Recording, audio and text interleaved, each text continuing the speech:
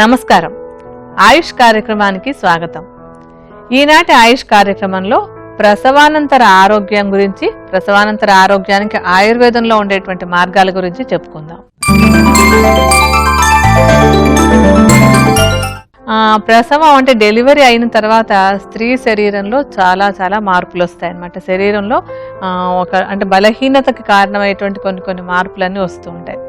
మామూలుగా 9 నెలల పాటు దాదాపు ఒక 3.5 కిలోల బరువు ఉండేటువంటి శిశువుని కడుపులో మోస్తూ, దాంతో పాటుగా ఏంటంటే శరీరంలో ఈ పాపాయిని కడుపులో మొయ్యడానికి అవసరమైనటువంటి మార్పులు ఎన్నో జరుగుతూ ఉంటాయి. రక్తనాళాల్లో రక్త ప్రసారం పెరగటం, తర్వాత ఏంటంటే కండరాలన్నీ కూడా బాగా సాగడము, శరీరంలో దానికోసం కొవ్వొది పెరగటం, ఇలాంటి చాలా మార్పులు వస్తుంటాయి. కొన్ని హార్మోన్లు అవి మారుతూ ఉంటాయి.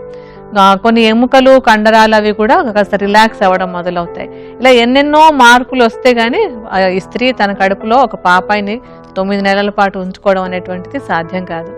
ఈ మార్పులన్నీ అయిన తర్వాత 9వ నెల నిండిన తర్వాత ప్రసవం జరుగుతూ ఉంటుంది. ఈ ప్రసవం జరిగే సమయంలో ఏంటంటే శరీరంలో ఉండేటువంటి కండరాలన్నీ కూడా బాగా రిలాక్స్ అవుతాయి. రిలాక్స్ అవ్వకపోతే ఇంత పెద్ద తలకాయ ఉన్నటువంటి పాపాయిని ప్రసవించడం సాధ్యం కాదనమాట.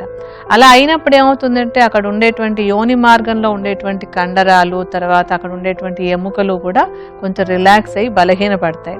అలాగే నడుము మీద కూడా చాలా ఒత్తిడి పడుతుంది. అందుకని నడుము కూడా కాస్త బలహీనంగా ఉంటుంది. అంటే నడుములో ఉండేటువంటి కండరాలు, ఎముకలు కూడా బలహీనపడతాయి. గర్భధారణకి ముందు కేవలం ఒక 3 అంగుళాల పరిమాణంలో ఉండేటువంటి గర్భాశయం దాదాపుగా ఒక 40 రెట్ల పరిమాణంలో బాగా పెరిగిపోతుంది అనమాట.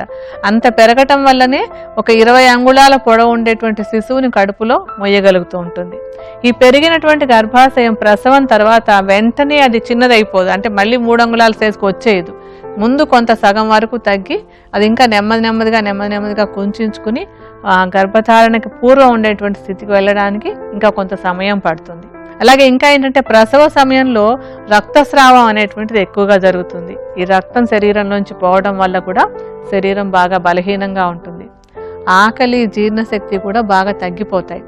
శరీరంలో వాత దోషం బాగా పెరుగుతుంది. ఇలాంటి మార్పులన్నీ ఉండటం వల్ల ఏమవుతుందంటే శరీరం కొంత బలహీనపడి రోగనిరోధక శక్తి బాగా తగ్గిపోయి తొందరగా అనారోగ్యాలు రావడానికి అనువుగా తయారవుతుంది అన్నమాట శరీరం. అందుకని చాలా జాగ్రత్తగా చూసుకోవాల్సినటువంటి సమయం ఇది.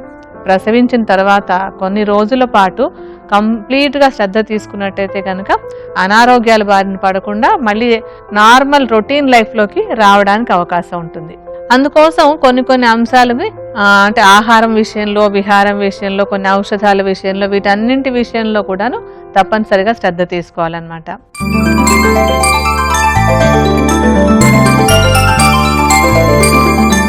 ఆహారం విషయంలో చూసినట్టయితే ఏంటంటే డెలివరీ అయిన తర్వాత ఆకలి, జీర్ణశక్తి రెండు మందంగా ఉంటాయి కనుక వాటికి అనుకూలంగా ఉండేటువంటి ఆహారాలు తీసుకోవాలి.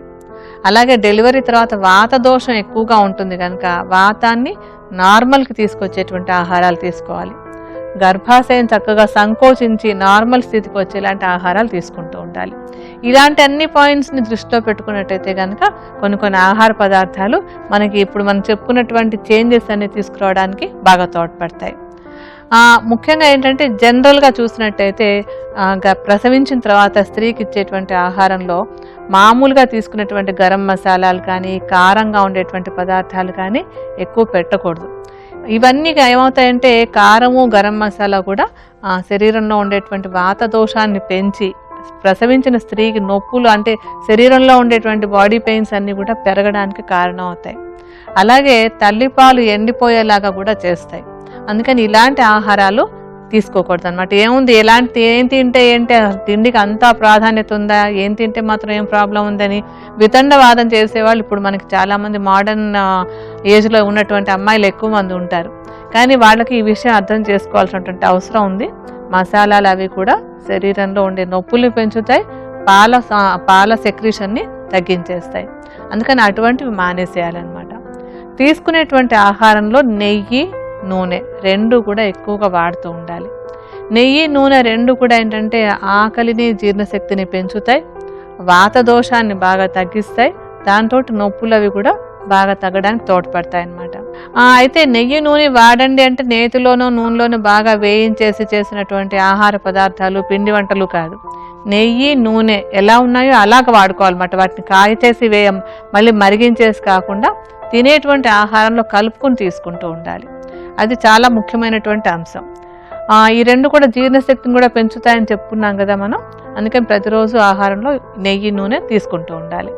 ఆ తర్వాత తేలికగా అరిగేటువంటి కాయగూరలు, ఆకుకూరలు కూడా, అంటే మనకి సొరకాయ, బీరకాయ, పొట్లకాయ ఇలాంటివన్నీ కూడా పచ్చం కూరలు అని చెప్పుకుంటూ ఉంటాం. ఈ పచ్చం కూరలన్నీ కూడా తేలికగా అరిగి శరీరం బలహీనంగా ఉన్న టైంలో అనారోగ్యాలు రాకుండా ఉండడానికి తోడ్పడతాయి. వీటిలలో కొంచెం తెలకపిండి అని చెప్తూ ఉంటాం. అంటే మనకేంటంటే నువ్వులు, తర్వాత వేరుశనగ, వీటన్నింటిలో నూనె తీసేసిన తర్వాత ఒక కేక్ లాగా ఒకటి తయారవుతూ ఉంటుంది. దాన్ని తెలకపిండి అంటూ ఉంటాం. ముఖ్యంగా అది నువ్వుల నూనె తయారు చేసిన తర్వాత వస్తూ ఉంటుంది.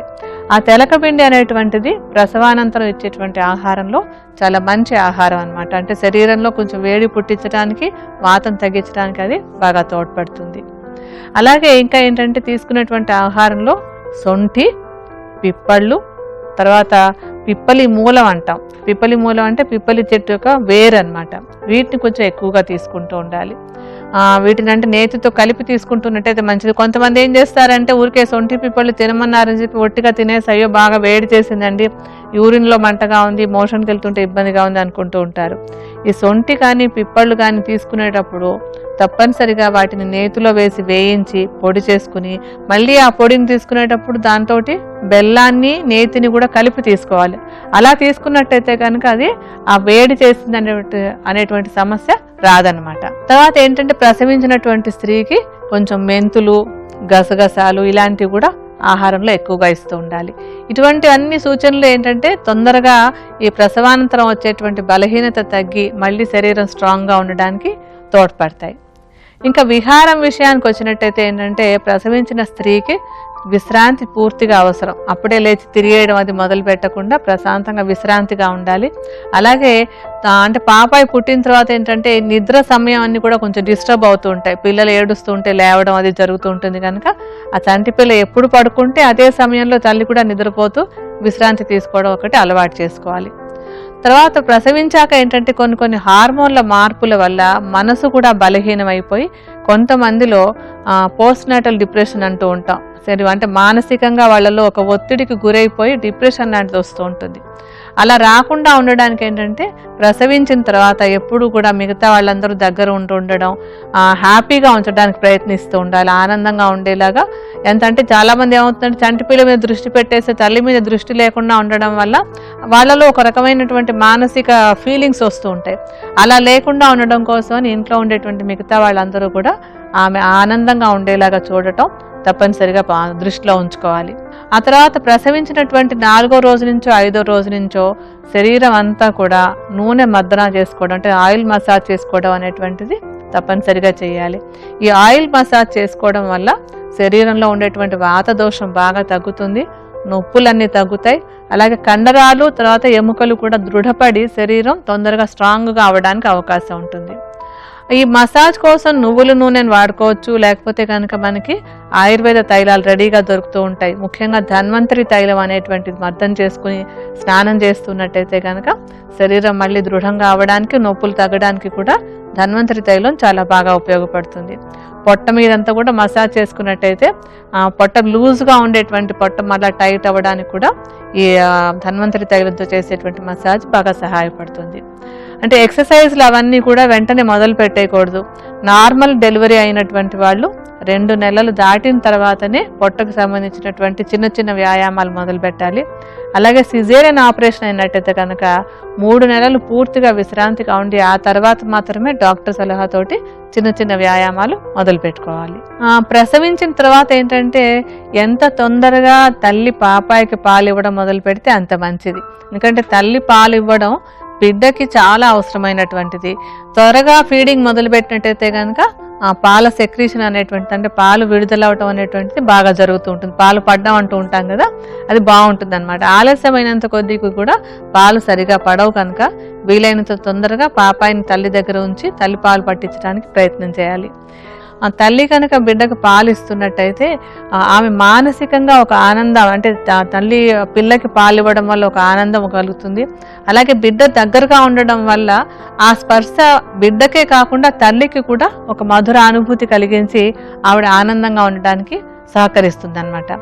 అంటే పైకి ఉండేటువంటి ఈ అంశాలే కాకుండా బిడ్డకి పాలు ఇవ్వడం వల్ల గర్భాశయం తొందరగా సంకోచించటం మొదలవుతుంది. అంటే ఇందాక చెప్పుకున్నాం కదా మనం, చాలా పెద్దదిగా పెరిగిపోయినటువంటి గర్భాశయం మళ్ళీ చిన్నదయ్యి 3 అంగుళాలు పూర్తిగా రాకపోయినా కొంచెం ఆ స్థితికి వచ్చేందుకు తల్లి బిడ్డకి పాలు ఇవ్వడం అనేటువంటిది చాలా బాగా సహాయపడుతుంది అనమాట. ఆ పాలు ఇవ్వడం వల్ల శరీరంలో కొన్ని హార్మోన్లు విడుదలవుతూ ఉంటాయి. ఈ హార్మోన్లు గర్భాశయ సంకోచానికి బాగా తోడ్పడతాయి. అలాగే పాలు ఇస్తూ ఉండడం వల్ల ఏమవుతుందంటే గర్భాశయం బాగా సంకోచించటం వల్ల, సంకోచిస్తూ ఉన్నప్పుడు లోపల ఉండిపోయినటువంటి ఇంకా ఏదైనా చిన్న చిన్న పీసెస్ కానీ రక్తస్రావం కానీ లోపల ఉండిపోయినట్టయితే అది కూడా బయటకు వచ్చేస్తుంది. కొంతమంది అనుకున్నట్టుగా అంటే తల్లి బిడ్డకు పాలిస్తే ఏదో సౌందర్య లోపం లాంటిది జరుగుతుందనేటువంటిది పూర్తిగా భ్రమ. అలాంటి ఆలోచనలు పెట్టుకోవాల్సినటువంటి అవసరం లేదు. చేంజ్ ఏదైనా వచ్చిందంటే అది గర్భధారణ వల్ల వస్తుంది తప్ప బిడ్డకి పాలు ఇవ్వడం వల్ల అలాంటిది ఏదో జరుగుతుందనేటువంటి భ్రమలో అసలు ఏమాత్రం ఉండకూడదు. అలాగే పాపాయికి పాలు ఇవ్వడం వల్ల శరీరం బరువు పెరిగిపోకుండా ఒక వెయిట్ రిడక్షన్ మేనేజ్మెంట్ లాగా కూడా ఈ తల్లి పిల్లకి పాలు ఇవ్వడం అనేటువంటిది ఎక్స్ట్రా బెనిఫిట్గా కూడా వచ్చే అవకాశం ఉంటుంది. అందుకని వీలైనంత తొందరగా బిడ్డకు పాలు ఇవ్వడం కూడా మొదలు పెట్టాలి. ప్రసవానంతర ఆరోగ్యానికి ఉపయోగపడేటువంటి ఒక మంచి ఆయుర్వేద ఔషధాన్ని తయారు చేసుకుందాం.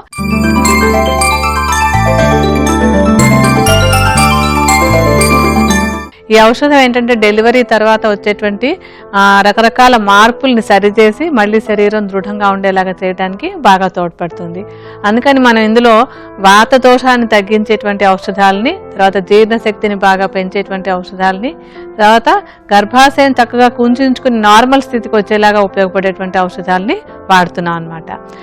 ఇందులో మూలికలు ఏంటంటే మొత్తం ఒక 5 మూలికలను వాడుతున్నాం. మొట్టమొదటి మూలిక సొంఠి. సొంఠి జీర్ణశక్తిని బాగా పెంచుతుంది, అలాగే నొప్పులు బాగా తగ్గిస్తుంది అనమాట. అంటే శరీరంలో ఉండేటువంటి నొప్పుల్ని బాగా తగ్గిస్తుంది. దీన్ని ఏం చేయాలంటే కొద్దిగా నేతిలో వేసేసి వేయించి చల్లారాక చూర్ణంలా చేసుకోవాలి.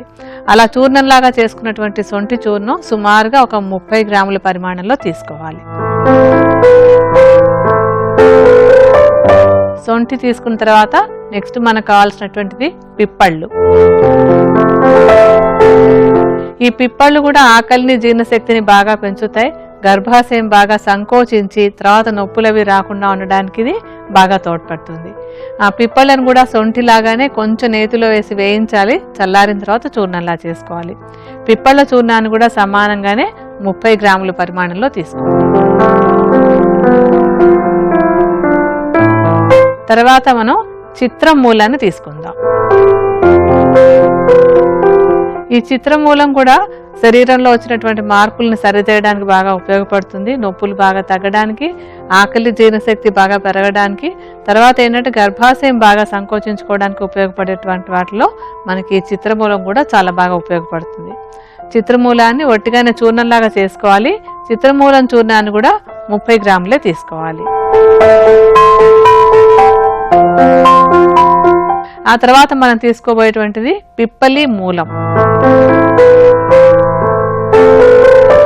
ఈ పిప్పలి మూలాన్ని మోడి అని కూడా అంటూ ఉంటారు. అంటే ఆ పిప్పళ్ళ చెట్టు యొక్క వేరుని తీసుకొచ్చి ఔషధంగా వాడుకుంటాం అనమాట. దీన్ని కూడా చూర్ణంలాగా చేసేసుకుని 30 గ్రాముల పరిమాణంలోనే తీసుకోవాలి. ఇంకా ఆఖరి మూలిక చెవ్యం.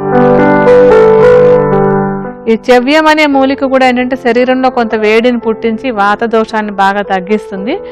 డెలివరీలో వచ్చినటువంటి మార్పులన్నీ తగ్గి నడుము నొప్పి రాకుండా ఉండడానికి చెవ్యం బాగా సహాయపడుతుంది అనమాట. చెవ్యాన్ని కూడా చూర్ణంలాగా చేసేయాలి. ఈ చూర్ణం కూడా 30 గ్రాములే తీసుకోవాలి. మొత్తం 5 మూలికల చూర్ణాలని బాగా కలపాలి.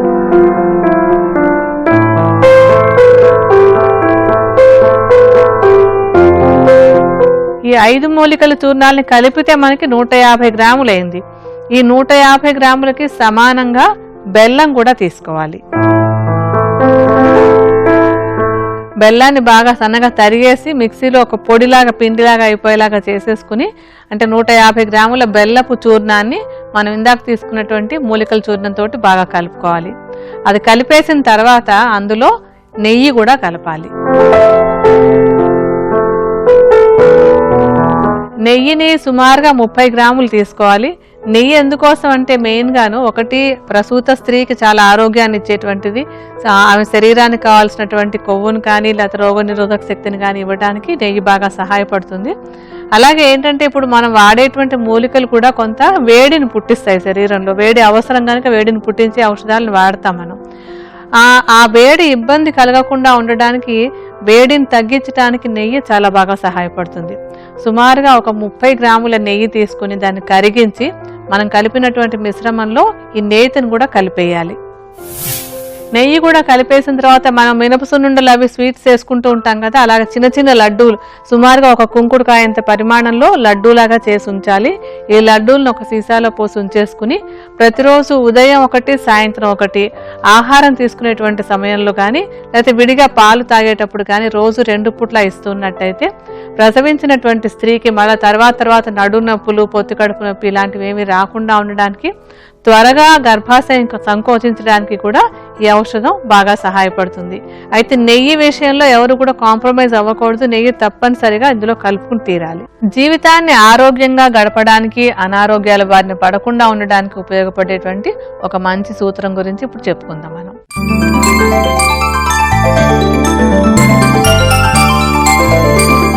ఇవాళ మనం చెప్పుకోబోయేటువంటి సూత్రం దేని గురించి అంటే హోలిస్టిక్ అప్రోచ్ లేదా పరిపూర్ణ విధానం అంటే ఏమిటి అనేటువంటి దాని గురించి మాట్లాడుకుందాం. మనకి చాలా మంది వింటూ ఉంటారు హోలిస్టిక్ మెడిసిన్ అని, హోలిస్టిక్ అప్రోచ్ అనేటువంటి పదాన్ని మనం ఇటీవల కాలంలో ఎక్కువగా వింటూ ఉన్నాం. అయితే ఏంటంటే ఈ పదం కొత్తగా వచ్చిందే కానీ దీనికి వెనకాల ఉన్నటువంటి చరిత్ర అంతా కూడా మనకి 1000 సంవత్సరాల క్రితం నుంచి కూడా ఆయుర్వేద వైద్యంతో మనకి వస్తున్నటువంటిది అన్నమాట. అంటే ఇప్పుడు మనం దాని గురించి అర్థం చేసుకోవాలంటే ఏంటంటే, కొంతమంది మనుషులు ఉంటారు, అక్కడ ఏదో కొంచెం అనారోగ్యం ప్రబలినట్టుగా ఉంటుంది. ఆ ప్రబలినప్పుడు అక్కడ ఉన్నటువంటి అందరికీ అనారోగ్యాలు రాకుండా కొందరికి మాత్రం అనారోగ్యం వస్తుంది. కొందరు అంతకుముందు ఎంత ఆరోగ్యంగా ఉన్నారో అంత హాయిగానే ఉంటూ ఉంటారు. అది చూసినట్టయితే ఒక సింపుల్ అనాలిసిస్ కోసం మనం చెప్పుకుంటున్నాం. అది చూసినట్టయితే ఏంటంటే ఇప్పుడు ఒక వ్యాధి రావడానికి కేవలం ఎక్స్టర్నల్ ఫ్యాక్టర్ ఒకటే కారణం అవునా కాదా అని మనం చూస్తున్నాం అనమాట. అంటే అక్కడ ఉండేటువంటి బ్యాక్టీరియా మాత్రమే కారణమా, ఇంకేదైనా కూడా కారణం ఉందా? ఒకవేళ బ్యాక్టీరియా మాత్రమే కారణమైనట్టయితే కనుక అక్కడ ఉన్నటువంటి అందరికీ కూడా అనారోగ్యం రావాలి, కానీ రాలేదు. సో ఇంకేదో కొన్ని ఫ్యాక్టర్స్ ఉన్నాయని మనం గమనించుకోవాలి. అప్పుడు ఆ ఇంకేదో ఫ్యాక్టర్స్ ఏమిటి? మన శరీరంలో ఉండేటువంటి మనసు, ఆత్మ, ఇవన్నీ కూడాను. ఇవన్నీ ఏంటంటే ఇప్పుడు మన శరీరంలోకి ఆ బ్యాక్టీరియాని మనం ప్రవేశించనివ్వగలిగామా, అది మన శరీరంలోకి ప్రవేశించలేదా? ప్రవేశించిన తర్వాత దాన్ని మన శరీరం తొందరగా నశింపజేసిందా, లేకపోతే దాని బలం పెరిగిపోయి మన శరీరం అనారోగ్యం పాలైందా? ఇలాంటి ఫ్యాక్టర్స్ చూస్తున్నప్పుడు ఏంటంటే మనకు అర్థమయ్యేటువంటి శరీరం లోపల ఉండేటువంటి వ్యవస్థ చాలా ముఖ్యమైనటువంటిది అని. అంటే బయట ఉండే బ్యాక్టీరియా కంటే కూడా మన శరీరంలో ఉండేటువంటి వ్యవస్థ చాలా ముఖ్యమైనది అని. అలాగే ఒక మందు వేసినప్పుడు కూడా ఒకే మందు 2 మనుషులకో 3 మనుషులకో ఇచ్చినట్టయితే అందరిలోనూ ఒకేలాగా ప్రభావం చూపించదు. కొందరికి దానివల్ల ఎటువంటి హాని జరగదు, కొందరికి దానివల్ల బాగా పెద్ద రియాక్షన్ వచ్చేస్తూ ఉంటుంది. అంటే కొంతమంది ప్రాణాంతకం కూడా అవుతూ ఉంటుంది. అంటే అది కూడా ఏంటి, అప్పుడు కూడా మనం ఎక్స్టర్నల్ ఫ్యాక్టర్ ఒకటే కాదు, మన శరీరం లోపల ఇంకేదో ఉంది, దానిలో మార్పుల వల్ల ఈ రియాక్షన్ కానీ లేకపోతే యాక్షన్ కానీ జరుగుతోందని కూడా మనం గమనించుకోవచ్చు. అంటే మన లోపల ఉండేటువంటి శరీరంలో ఉండేటువంటి కణాలు, వాటి వెనుక ఉండేటువంటి శక్తి, ఒక రోగనిరోధక శక్తి, ఇవన్నీ కూడా కొన్ని ఫ్యాక్టర్స్ అన్నమాట. అలాగే కాకుండా ఏంటంటే కొన్ని సమస్యలు వచ్చినప్పుడు మనం ఎలా రియాక్ట్ అవుతున్నాం అనేటువంటిది కూడా ఉంటుంది. కొంతమంది చిన్న సమస్యకి హైరాణ పడిపోతూ ఉంటారు, కొంతమంది పెద్ద సమస్య వచ్చినా సరే అలా నిశ్చలంగా ఉంటూ ఉంటారు. అంటే మన లోపల ఉండేటువంటి మనసు శక్తి కూడా మనకి ముఖ్యమైనటువంటిది. దానికి మనం ఎలా రియాక్ట్ అవుతున్నాం దానికి మన మనసు కూడా ముఖ్యమైనటువంటిది. అలాగే లోపల ఇంకొకటి ఉంది, ఆత్మ అనేటువంటిది, అది కూడా చాలా ముఖ్యమైనటువంటిది. ఇప్పుడు వైద్యం చేసేటప్పుడు ఏదో ఒక చిన్న దెబ్బ తగిలిందనో, ఒక చిన్న జ్వరం వచ్చిందనో ఒక మందు వేసేస్తే అదేంటంటే సూపర్ఫిషియల్గా ఉన్నదైతే కనుక ఆ చిన్న మందుతోటి తగ్గిపోతూ ఉంటుంది. కానీ అలా కాకుండా కొన్ని క్రానిక్ ప్రాబ్లమ్స్ ఉంటూ ఉంటాయి. వాటికి ఏదో కొన్నాళ్ళు మందు వాడామండి, మందు వేసుకుంటే కాస్త తగ్గినట్టుగా ఉంది, మందు ఆపగానే మళ్ళీ వచ్చేస్తుంది అనుకుంటూ ఉంటారు.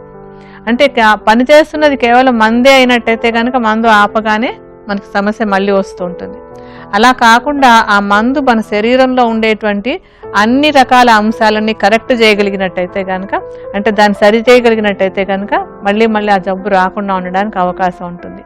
అలా జరగాలంటే ఒక హోలిస్టిక్ అప్రోచ్ ఉండాలి అనేది. అంటే ఆయుర్వేదంలో చెప్పేటప్పుడు మనం ఏం చెప్తామంటే శరీరానికి ఒక మందు వేయడమే కాకుండా మనసుకు కావాల్సినటువంటి చేయాలి, ఆత్మకు కావాల్సినటువంటి కూడా చేయాలి అంటాం. అంటే శరీరం అంటే శరీరము, మనసు, ఆత్మ అన్నీ ఉన్నాయి కనుక అన్నింటికీ అనుగుణంగా ఉండేలాగా మనం కొన్ని విధానాలు కనుక పాటించగలిగితే దాన్ని మనం హోలిస్టిక్ అప్రోచ్ అంటాం.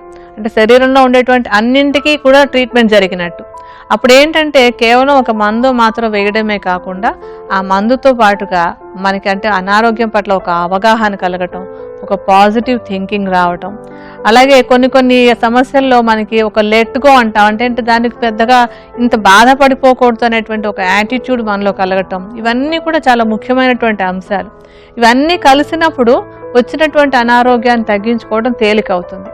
అయితే మనకి చాలాసార్లు జరిగేటువంటిది ఏంటంటే ముఖ్యంగా స్పెషలైజేషన్ అది బాగా పెరిగిపోయిన తర్వాత మన శరీరాన్ని ముక్కలుగా చూడడం అనేటువంటిది ఎక్కువైపోయింది అనమాట. ఒక సమస్య వస్తే ఇది ఇక్కడ చిన్న ఈ రక్తనాళంలో వచ్చిందా, లేకపోతే ఈ చిన్న గుండెలో ఎక్కడో వచ్చిందా, లేకపోతే ఈ కీళ్ళలో వచ్చిందా, అలా విడివిడిగా మన శరీరాన్ని ఒక చిన్న ముక్కలుగా చూడడం అనేటువంటిది మనకి ఎక్కువైపోయింది.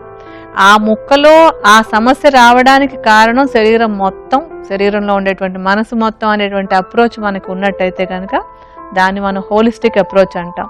అంటే ఒక చిన్న ముక్కలో చిన్న విషయం విడిగా జరగదు, అక్కడ జరగడానికి శరీరంలో ఉండేటువంటి ఎన్నో అంశాలు కారణం అవుతాయి. అందుకని ఒక సమస్య రావడానికైనా సరే, తగ్గించుకోవడానికైనా సరే మనకి ఆహారము, విహారము, మనస్సులో ఉండేటువంటి మానసిక ఒత్తిడి తగ్గించుకోవడం, తర్వాత కొన్ని ప్రార్థనలు అవి చేసుకోవడం, ధ్యానం చేసుకోవడం, ఇవన్నీ కూడా మనం ఎందుకు చెప్పుకుంటున్నామంటే అన్నీ కలిపి చేసినప్పుడు హోలిస్టిక్ అప్రోచ్ ఉంటుంది. ఈ హోలిస్టిక్ అప్రోచ్తో చేసినప్పుడు లోపల ఉండేటువంటి వ్యాధిని పూర్తిగా తగ్గించుకోవడానికి అవకాశం ఉంటుంది. అందుకని ఎప్పుడు కూడా ఏదైనా ఒక అనారోగ్యం వస్తే ఏదో చిన్న మాత్ర వేసుకున్నాను తగ్గిపోయిందా లేదా అనేటువంటి దృక్పథాన్ని తగ్గించుకుని ఏదైనా సమస్య వచ్చినప్పుడు దాని అప్రోచ్లో మనం కేవలం మందులే కాదు, మన మనసు ముఖ్యమైనటువంటిదే, మన ఆహారం ముఖ్యమైనది, మన విహారం ముఖ్యమైనటువంటి విషయాన్ని గ్రహించుకుని వాటన్నింటినీ కనుక పాటిస్తున్నట్టయితే కనుక జీవితాన్ని హాయిగా ఆరోగ్యంగా గడుపుకోవడానికి అవకాశం ఉంటుంది. ఈనాటి ఆయుష్ కార్యక్రమంలో ప్రసవానంతరం ఆరోగ్యంలో వచ్చేటువంటి మార్పులేంటి, ప్రసవానంతరం ఆరోగ్యంగా ఉండడానికి ఆ స్త్రీకి ఎటువంటి ఔషధం తోడ్పడుతుంది అనేటువంటి అంశం గురించి చెప్పుకున్నాం కదా. అలాగే మరొక అనారోగ్య సమస్య గురించి, దానికి ఉండే ఆయుర్వేద పరిష్కార మార్గాల గురించి మరో ఎపిసోడ్లో తెలుసుకుందాం. అంతవరకు సెలవు, నమస్కారం.